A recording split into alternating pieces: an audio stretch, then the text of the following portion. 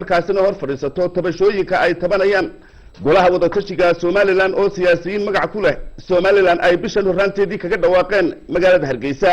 Maxamed Ibrahim Warsame Hadraawi waxa uu sidan u sheegay telefishinka caalamiga ah ee Hon Cable TV waraysi gaar ah oo uu ku siiyay Hotel Imperial ee magaalada Hargeysa. Abwaan Maxamed Ibrahim Warsame Hadraawi waxa uu ugu horreyn ka hadlay xaaladda dalku haatan ku sugan yahay waxaanu yidhi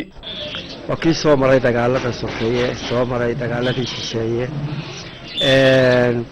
waxa la cidaynu ku xiranahay waxay nagu korisaa waxay nagu biirisaa ma jirto waa inaga iyo Ilaahay subhanahu wa ta'ala marka waxaan malaynayaa ummadda dhex joogta iyo maamulka hogaaminaya kullu dhamaantoodba waxba la hakran maayo oo maaragtay xaaladeena iyo qiimaynta xaaladaheena baa sida aynu maanta nahay wax xaalad hadii la ka dhigo aynaan waxba hakranin mar Hon Cable TV uu weydiiyay Maxamed Ibrahim Warsame Hadraawi bal sida uu arko golaha wadatashiga oo siyaasiyiin ka tirsan Somaliland bishan horaanteedii kaga dhawaaqeen magaalada Hargeysa isla markaasina xurguf siyaasadeed ka dhexdheliyay xukuumadda Somaliland waxa uu yidhi dadkan inta badan raggan golaha la baxay waa raggii halkan soo galay soo dagaalamay weeyaan naftooda huray ee soo dagaalamay ee waqtiga dheer ee maaragtay dhibta iyo rafaadka iyo gaajada iyo haraadka iyo socodka iyo tuwalbaad u adkaystay wata raggaasi weeyaan mala kulleed wax tabasha jirtay iyo cabashooyin baa jiro oo keenay sababo waa kuwa والله أنا قاعد أعرف أنا الله إذا ما حن شاء الله إلا يسحب كرتو مد ويسكميدو ردي لا يكدقو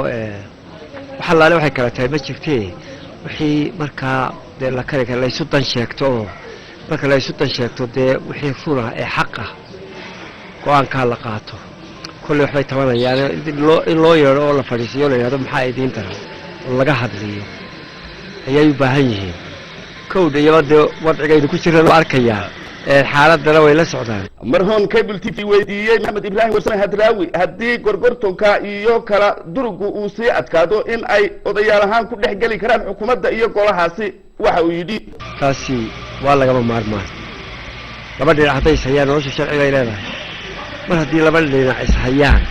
waxa loo baahan yahay dhinac saddexaad oo soo dhex gala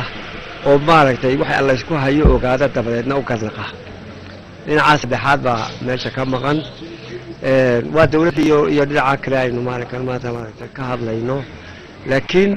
way u baahan tahay waa shay meesha ku jira in laga hadliyo nimankan aynu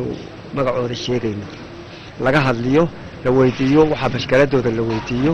in dabeetana la soo fadhiisiyo inay hadlaan in dhinaca kalena hadii ay ka dhigo ka jawaabo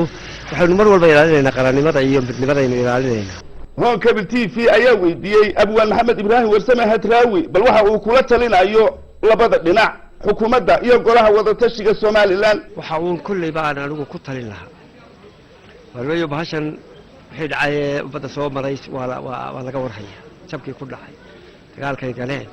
wixii hadii ay ka rugmashadii intii qof dhibatay baata xalaal ku jirta waxa loo rugmaday waa waxan yare maanta gacanta lagu hayo inta ay gacanta ku hayna maanta karaabadeena iyo sharafkeenu ku urursan yahay waxaan labada dhinac kula talin lahaa iyadoo la dhawrayo ila labada dhinac ma laha wadanka umad baa leh dad kala xiran ma huwa la iswada garanayaa waa la iswada yaqaanaa inta la soo hor fadhiisto in la wada hadlo oo dhinac waliba waxa ay say la tahay sheego oo